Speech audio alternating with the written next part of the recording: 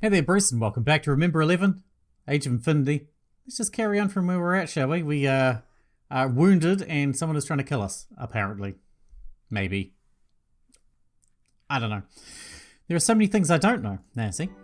See how I said. Hey, Kokoro. It seems oh my god, I gotta sneeze now. It seems Uni still wasn't used to me being Uyukawa Kokoro.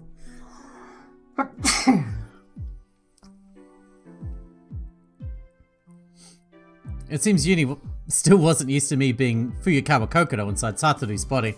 He frowned for a moment from his mistake. What's wrong, Kokoro? Once again, he stared into my face. Hey, you praised me too, Kokoro. I was the one who fixed the power, you know. Isn't that amazing?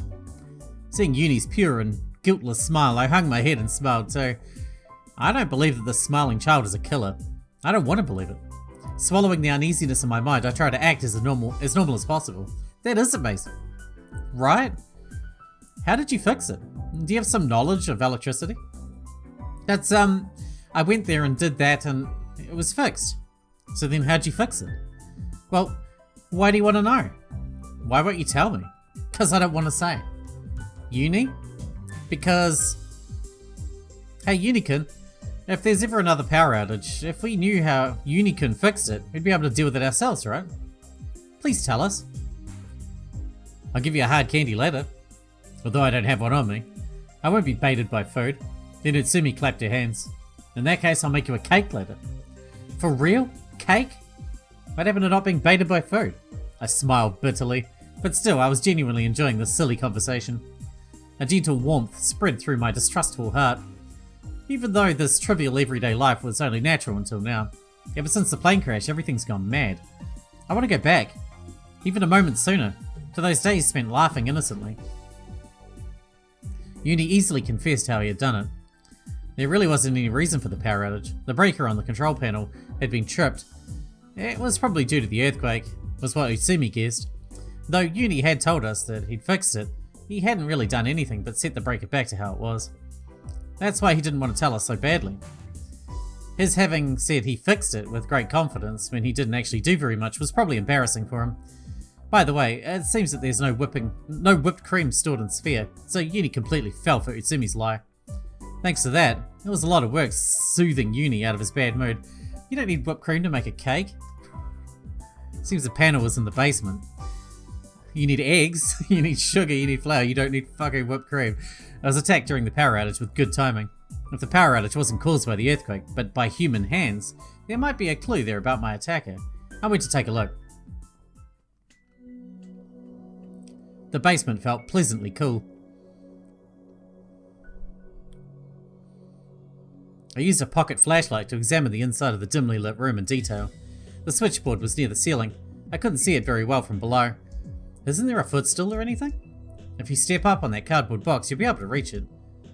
A cardboard box feels so unreliable though. Oh, we're gonna die if we stand on the cardboard box, right? It's gonna break and we're gonna crack our head on something. Footstool. I searched for something that looked like it could be used as a footstool. I just so happened to find a wooden box of appropriate height, so I used it in place of a footstool. I peered into the switchboard. There was nothing particularly suspicious there. The switches were covered in dust, but there was only one with an imprint left by Uni's thin finger. There were no signs that it had been touched by other people. Was the breaker tripped by the earthquake after all? While tilting my head, I jumped down from the wooden box. At the moment I landed, I lost my balance. Huh? I made a decidedly unsightly landing, falling on my bottom. Tears of pain sprang to my eyes. Ow! Jeez, you're so clumsy. Are you really 20, Kokoron? Are you sure you're not really a child? Haven't you said that before? Responding to Uni's line with a wry smile, I feel a sensation similar to deja vu. I'd heard a similar line in the basement of the shelter cabin. Hey, Uni. What? I challenge him with the same question. You're not a twin, right? I wonder what the Uni here will answer. No, I told you I'm not a twin. You just asked me that before, right? My heart jumped. I unintentionally began staring hard at Uni's face. Before? Before as in when? Before as in before? When I asked him what he meant, he only replied with before. It seems that that was all he was going to reply with, no matter how many times I asked. Left with no other choice, I changed the question. You really do know who I am, right? Huh? You remember Uyukawa Kokoro, right? Yuni's face instantly clouded over. Yeah. The tone of his voice was devoid of the energy he'd had just before. I got on the airplane, and then it crashed. Kokoro was protecting me, but before I realized I was here. When I came to, I was in this place. Kokoro wasn't here, and I was really lonely. Just as I thought, I was convinced. Hey, is Satoru really Kokoro right now? Even then, Yuni appeared as if he was about to cry. Behind his glasses, his eyes began to grow wet. Poor Yuni. A child this small thrown into such an unfair situation. I felt like taking him in my arms, however I endured it. Because if I hugged him, then I might have to cry. Might have started crying too. Come on, don't start whimpering, you're a boy after all. I intentionally tried to use a bright tone. Yuni's expression grew complex. Fuyukawa Kokoro had entered Yukido Satoru. It was probably too difficult to erase that sense of incompatibility. I wasn't crying. As if trying to hide his tears, Yuni suddenly turned on his heel and ran up the stairs. Alone inside the now quiet basement, I bit my lip. As I thought, Yuni was teleporting. I didn't know if the timing was the same, but there was a high possibility that it was the same cycle as when we changed places. In other words, I never broke contact with this one Yuni. And another Yuni never broke contact with Satoru, or maybe there had never been another Yuni in the first place. This is getting so confusing. It'd be better to try and confirm this with Satoru. Since it's him, he may have been able to reach some sort of answer. Satoru, huh? In this situation, no matter what anyone says, the only one I can put my absolute trust in is Satoru.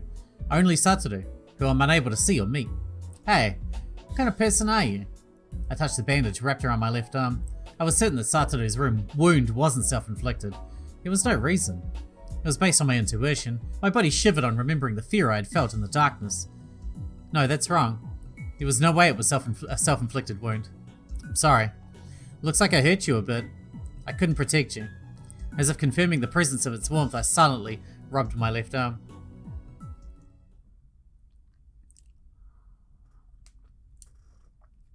I returned to Satoru's private room. A dry bloodstain remained near the entrance. With that unpleasant feeling, I sat down on the bed. I found a note left on the top of the desk. It was a message from Satoru. Panicking, I pick up the note. Hey, come on, Kokoro. He was mad all of a sudden. What? I got a little angry.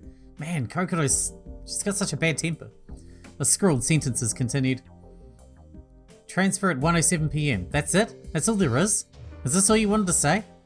Certainly as a reply, what you wrote was wonderfully concise. You replied perfectly with what I asked for, after all. I somehow understood what the illustration you attached meant too. But, you know, isn't writing only one sentence a little bit cold?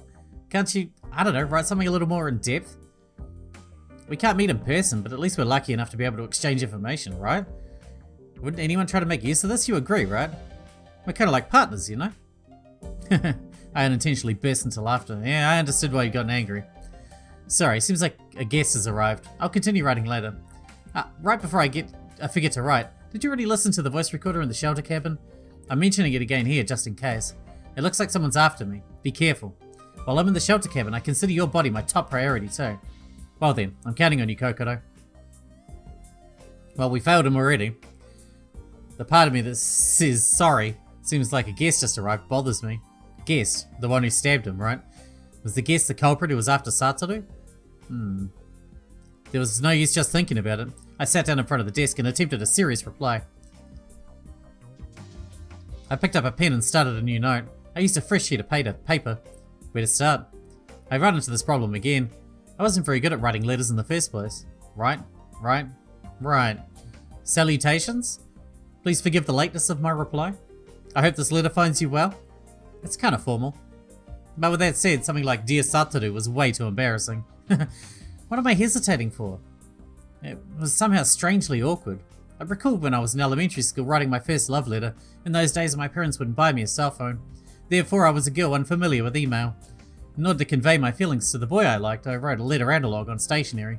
With my heart pounding into every letter of every line, I poured my entire spirit into what I wrote. Remembering it made me feel nostalgic but embarrassed at the same time. By the way, as to whether my love was requited or not, I'll silently lock that up in my heart. Now then. Now was not the time to get lost reminiscing. I held my pen and put strength into my left hand. Ouch. Come to think of it, my left arm was hurt. Even though I'm left-handed, I wouldn't be able to write anything like that. With no other option, I held the pen in my right hand. For the opening sentence, I decided to go with something simple and straightforward. Nice to meet you, Yukido-san. The characters look like wiggling earthworms. Oh, it's completely unreadable. I crunched up the memo paper into a ball and threw it behind me. But even so, my dominant arm was useless right now. I let out a sigh. I took another stab at it. Nice to meet you. I can't write. I felt like crying. In this situation, I'll use my spirit. Yep. If I write with spirit, I should be able to get all the nuances across. I forced myself to go on, struggling against myself to continue writing. Nice to meet you, Yukida-san. I wonder what I should write. There are so many things I wanted to write, I can't seem to bring it all together very well. You can probably tell just by looking, but my handwriting is like this too. This might be difficult to read, so please forgive me. First off, I'll report all the important things to you. I've read all the messages that you left me on this notepad. I was only able to listen to half of your message on the voice recorder left at the shelter cabin. But I was at least able to listen to it seems like someone's after me. And about your left arm, the one who cut your left arm, that someone was the one who did it. That person tried to take away my life. In other words, that's how it is, right? But just who is that someone? Please explain in a little more detail. What's happening with Satoru's body? Why is it you believe someone's after you? Or then, did you say that on the shelter cabin voice recorder too? I was only able to hear part of it, so I don't know. If by chance you didn't record it there, please reply here. But about the culprit. The truth is, it's not as if I don't have any ideas. Here I hesitated to continue writing. I wasn't confident enough to think that it was okay to write this. But in the meantime, if Satoru and I didn't properly share information between us, mysteries we would have been able to solve together would go unsolved. In the end, I stopped hesitating and continued to write. There's no reason to beat around the bush, so I'll just go ahead and write it. Suzukage Hitori. Hitori-chan. You're aware that she has DID, right? Recently, she's been fixed in her Hitori personality, though. However, I don't think it'd be unusual for her hidden personality to awaken at any time. And by her hidden personality, I mean the other personality within her. The personality that killed 12 people in Iwazumi Hospital. It may be possible that personality is targeting you, Satoru. I say that, but it's not as if I have any decisive evidence. It might not be appropriate to write things like this, even though I don't have any real evidence. Even so, I don't think it would be going overboard to just give a warning. Be careful, just in case. Next, about uni. It's extremely complicated, so I can't say it very well. What should I do? Oh, that's right. Okay, first, there's something I need to ask you. Have you ever met a younger boy by the name of Kusuda Yuni? You know, right now, I'm thinking this. That maybe Yuni is teleporting? Teleporting is in both his body and consciousness are transferring together. And the timing of his teleportation is the exact same as when Satoru and I transfer. Do you get what I'm trying to say? In other words, at the same time that I transfer back to Mount Akakura, Yuni's mind and body jump back to Mount Akakura as well. Because if that isn't so, I can't explain how Yuni could exist as two people at the same time. That's why, by my prediction, Satoru shouldn't have met Yuni even once. That's what I thought. Which is it really? Have you met Yuni or haven't you? Please tell me. And I have two more things I want you to tell me. The first is about SPHIA. Satoru should know much more than I do about this facility, right? That's why I want you to tell me everything about SPHIA. Like, how to get outside and how to communicate with the outside world. The second is about the shelter cabin. And the time that I'm away from the cabin, please tell me if anything important happens. I'm sorry.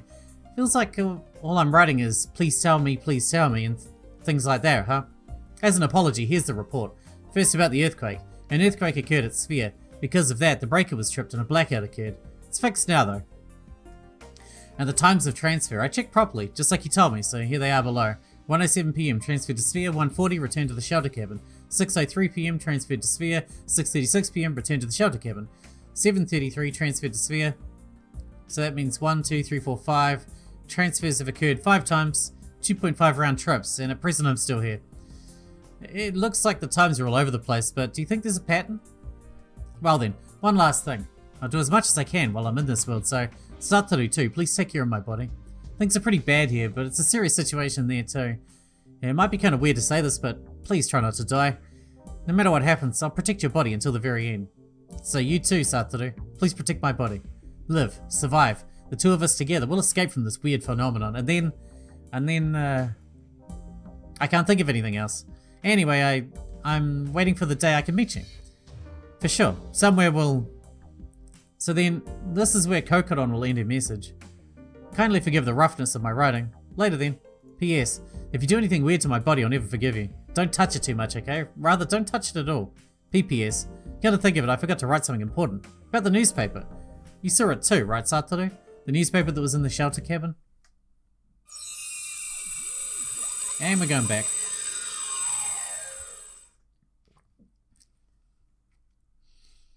Yes, they're literally reading it right now. I was sitting in a chair, the newspaper spread out in front of me. I jumped again. I'd returned to the shelter cabin. The newspaper in my hands had adhesive tape all over it, holding it together.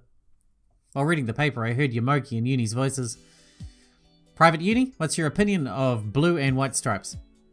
I think they're a little childish, Captain Yomogi. Yes, you can say that again. What were they talking about? I like black or purple more, you know?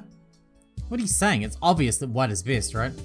Only pure white, like newly fallen snow. It can truly be called truly a man's romance. It's more of an old man's taste, Captain Yomogi. Private Yuni, you aren't very childish either. Somehow it seemed they were talking in an awfully serious tone of voice. Why were they calling each other Captain and Private? Some sort of exploration team role-playing? I folded the newspaper. Yuni and Yomogi were looking in my direction. No, that wasn't it. I was sitting with my legs wide open. The two of them were staring up my skirt. As I thought, white can't be beat. Yomogi nodded while mumbling, yep.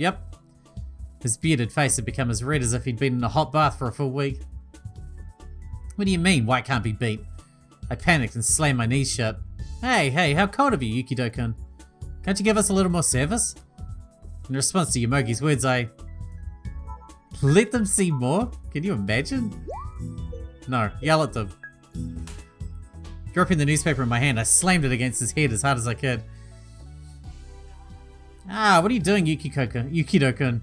I'm Uyukawa Kokoro, huh? Did he switch? With my entire body's blood supply climbing up to my face, I smacked Yomogi's head over and over again. I misjudged you, I thought you weren't that kind of person. Jeez, you idiot. Pervert, stupid pervert, lecher scum of the earth. Hey, wait a sec, it's not like I asked Yukido-kun to. Whether you asked or not is not the problem. I swung the newspaper sword down at Yuni's head too, but he narrowly dodged my strike. I only sliced the air instead. Overwhelmed with embarrassment, I retreated, covering my head with my blanket. Even though Satoru said he'd be careful. He did. A number of times. But he said it was a habit. That's why as soon as he let his guard down, I had to go back right away. What's up with that? Jeez, this is super embarrassing. I was so embarrassed tears started to form in my eyes while biting into my blanket. And I'm so sorry for wearing childish panties. I knew something like this would happen. I would have worn my game panties. What am I thinking? It does bother you a bit, huh? Well, some people like things like that. That's absolutely no comfort at all. I threw the newspaper at him. It hit Yomogi's face with a resounding smack. That's a really important thing to a maiden.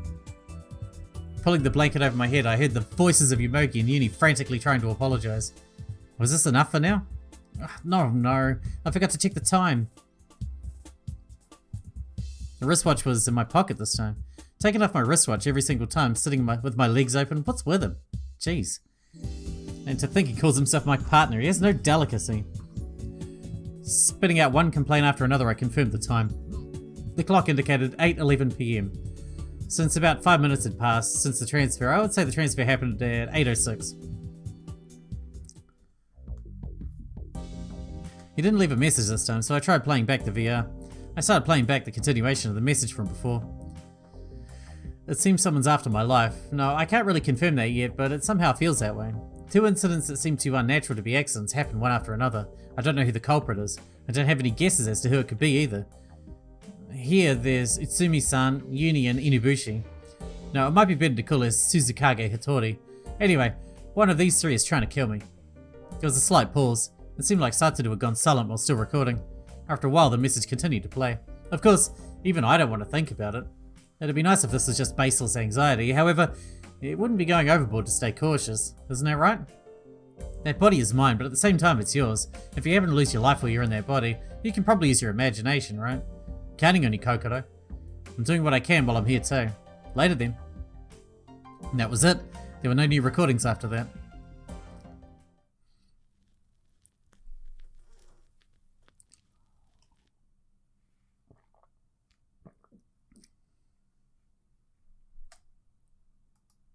Time for a new day, perhaps?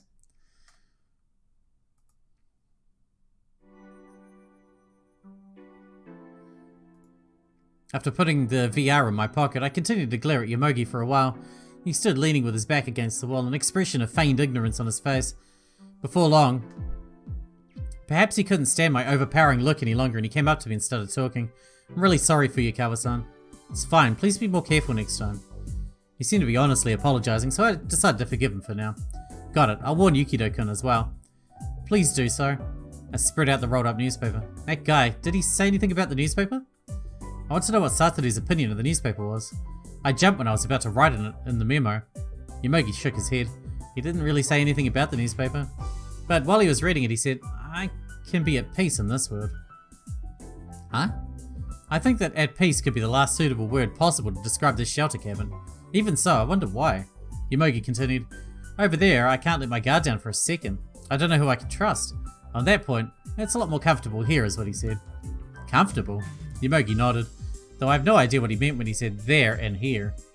Saying that, he shrugged his shoulders. Comfortable, huh? As to me, which world do I find more comfortable? Hey, Yomogi-san.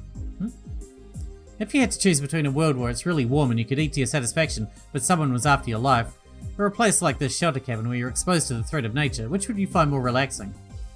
What a random question, let's see. If it's me, I'd probably choose the former. There's no way to escape from the cold of a snowy mountain. For the murderous monster, there are still ways. I see. I think what he said is quite right, but by Satoru's thinking, the shelter cabin was much more comfortable. It's said that humans are mysterious beings who don't experience terror and crises on the same scale as one another. When Threat A and Threat B both attack in succession, if Threat A exceeds Threat B by even a little bit, they'll think that Threat B isn't such a big deal compared to Threat A. For Satoru, an unknown killer is probably a lot more dreadful than the threat of nature. As far as real experience goes, as I've felt that fear of death at SPHIA myself, I understand his feelings so well it hurts. Oh, it's so cold. Rubbing her arms together, Mayuzumi appeared from the ladder leading out of the basement. Just when I was thinking that I didn't see her around, it seemed that she was in the basement. Hey, Yomogi, can you make me some tea? After murmuring, oh brother, and shrugging his shoulders, Yomogi put on a cup of chamomile tea for Mayuzumi. At least she asked this time rather than just telling him. That's right, I managed to figure something out. Suddenly saying that, Yomogi pointed to an area of the newspaper with his finger. It's about the GPS, seems it wasn't broken after all. Huh? Well then why wouldn't it work? The answer is in the article. It seems the GPS satellite is malfunctioning. My eyes followed Yomogi's pointing finger to the article. The heading read, GPS satellite malfunction due to solar winds. It's due to the solar winds, which occur once every 11 years. This is the year 2011. It seems like this is the lucky year for solar winds. And it has the most intense in the... It's the most intense in the past 100 years, written here too. The article continued. Also, due to the solar winds, a bug has appeared in the satellite, which is used for satellite phones. Authorities announced that any remote operations from above ground will not be transmitted. However, in extremely rare cases, it seems that satellite phones will still work. The probability of this rare event occurring, starting from the beginning of the year, the rate of successful connections is approximately 1 in a million. With this, even if you were to dial one number per second continuously for 24 hours, it would be normal to connect one time approximately every 11.5 days. That is what the current situation is. A satellite phone, huh? We don't have one of those here. But then, that's if the newspaper isn't a sham, however. Are you an idiot? A sharp voice flew across the room. Slitting her already narrow eyes even further, Mayuzumi glares in this direction. That thing's obviously fake. First off, this time yesterday you were the one who said we should forget about the newspaper, weren't you? I guess. I don't seriously believe it either. Whether the satellites are really down or not is another thing, but it is true that the solar winds are at their maximum now. The news did a piece on it around summertime last year, right? About how cars' navigation systems will be useless and such. That just means the guy who wrote that newspaper somehow saw the news too. It's so we think that it has some credibility. What a worthless, petty trick. There's a limit to practical jokes. Just who could have done this? Done talking, Mayuzumi closed her mouth. We all sunk. It seems that when we discuss the newspaper, we always go around in circles. Whether it's a prank or whether it's real, there's still one thing we don't know. Just when, who, how, and why did someone put this newspaper here? Thinking about it only raises more questions, and Yuni broke that silence. In the corner of the room, he, who had been watching us silently, let out a small chuckle. What's wrong, Yuni? That article. You don't want to believe it's real, huh? Still wrapped in his blanket, Yuni stood up. The long blanket looked like a sorcerer's robe. But I know. That newspaper is real. What are you saying? We're already dead. No. He continued speaking in an austere tone, as if he were a shrine maiden handing down the oracle of a god. From now on, we're gonna die. You didn't die. You're the one in the newspaper that didn't fucking die. None of us could say anything. Only the sound of the wind filled the interior of the shelter cabin. Like a rising requiem of sorrow, incessant, bearing down. The sound of falling snow could be heard from the roof. Gathering myself together, I questioned Yuni. Yuni, what do you mean by that? I didn't get to hear the answer, because my consciousness disappeared.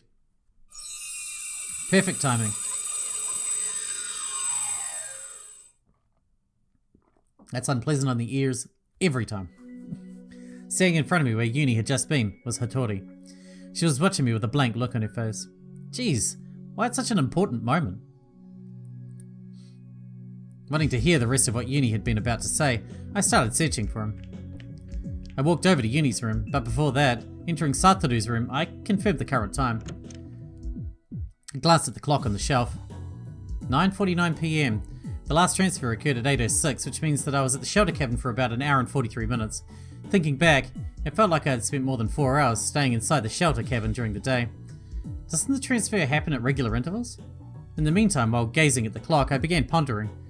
No, that's important too, but there's something bothering me even more right now. The newspaper. What did the words Yuni said right before I transferred mean? That newspaper is real. That newspaper is real. If so, does that mean it was brought here from the future? The door to Yuni's room was slightly open. Without bothering to knock, I rush in and crash into Yuni, who was standing near the doorway. Whoa! Both of us having fallen on our bottoms, I look across at Yuni. What are you doing? Forget about that. Yuni, what did you just mean before? Before? The newspaper, what do you mean it was real? Newspaper? What newspaper? Don't play dumb with me. I'm Kokoro now, okay? As though a question mark had appeared over his head, Yuni let out a deep sigh and shrugged his shoulders. I can't keep up with Satoru's sickness. Come on, I just said I was Kokoro, didn't I? Hey, come on, tell me. Continue with what you were saying before. I told you I don't know anything about a newspaper. As Yuni indicated that the answer to my question was beyond him, I began to worry a little. It's strange. Why can't I get through to him? Didn't Yuni and I jump here together? Or rather, and then Yuni said something unexpected. What happened to the corpse? Corpse? Who died? Was it the work of the murderer? Hattori was safe, and Yuni was right in front of me. Then Utsumi-san? As quickly as flipping on a switch, I flew out of the room. I was about to run all the way to Utsumi's room, but then I came to a stop. If Utsumi was dead, what should I do? It would mean the culprit was either Yuni or Hattori. Could Yuni with its innocent face have killed her? Or had Inabushi finally shown her true colours? At the very least, the two looked completely calm. What happened to that corpse? Yuni was so composed that he said the word corpse. Was he fine because he himself was the killer? Hattori was still in the kitchen. Continuing on, I unsteadily tried to sneak past beside her, and I felt something grab hold of my arm. Frightened, I shifted my gaze to her eyes, which was set in an expression of anger. What is it? Say something. If you don't, I won't understand anything. Let go. I shook her arm off mine. As if saying, here, here, Hattori pointed her finger at the area by my feet. What? Nonchalantly, I looked down. It was a corpse. A small living being, a brown rat's corpse, had tumbled out from somewhere. Its head had been cruelly crushed, causing blood to issue from its small mouth. That eerie sight made me look away reflexively. I pressed a hand tightly over my mouth and crouched down. Geez, what is this? Stop throwing me into all this confusion. A lot of things have happened until now, and it was getting to be too much to follow. As if someone was trying to continually test my courage, it felt like I'd been on a long and horrible trip until now. My mind is overheating. It's maybe the same feeling as having a bad drug trip. Hattori worriedly peeked at my face, and then Utsumi came up the stairs leading to the basement. Yukido-kun? Utsumi-san, you're safe. Blankly staring at me, she replied, Yes, I'm fine. I went down to the basement to get these. In her hands were a towel and a small spade. It seemed that the corpse Yuni mentioned wasn't Utsumi's after all. Then, just what? Rather than that, where did you go? It isn't good of you to neglect this little one. Utsumi stared at the rat's remains. Just what is this? Ah, you've become Fuyukawa-san, haven't you? While gently wrapping the rat's corpse in the towel, Utsumi said, Yukido-kun and Hattori had found this little one dead. We felt sorry for it, so we decided to try and bury it. Even so, Fuyukawa-san ended up going off somewhere. Hitori nodded. The reason for her angered expression from before was probably because I ran off despite promising to give it a burial. Mitsumi carried the towel that the rat was wrapped up in her arms, as if it was extremely precious. It was almost as if she were embracing a baby. Hitori, too, had knit her brow in mourning for the death of the rat. Corpse. A brown rat. Where is there a brown rat in this facility? Please wait, I'll definitely help out. Wait just 3 minutes. I ran to where Yuni was. Yuni? Yuni was light sprawled on top of his bed. Seeing me, he made a fed-up face. I told you, I don't know anything about a newspaper. No, not that. I frantically shook my head. The corpse you were talking about before, you didn't mean... a rat. Did you already bury it? Actually, I don't feel very well. Sorry for not helping. Rat. I flopped down onto the bed. Satoru, what is it? Nothing. It's nothing. The truth was never anything to be afraid of. It was just the rat's remains that Yuni had called a corpse. The sick, intoxicated feeling of being on a bad trip began to fade. Was this too just me getting spooked by shadows? There wasn't anything eerie at all, only fear itself. In reality, there might not be actually be a murderous monster. Just like a broken spectre, the thing that created the shadow of the murderer may be me myself, controlled by my fear. It began to feel as if everything was just a bad dream, except the pain from my slashed left arm keeps reminding me that this is real. Oh shit. Well, we need to wrap this one up because we're out of time for today. So, we'll see what happens next. Thanks for watching, Bruce, and sorry about the cat noise. See you in the next one.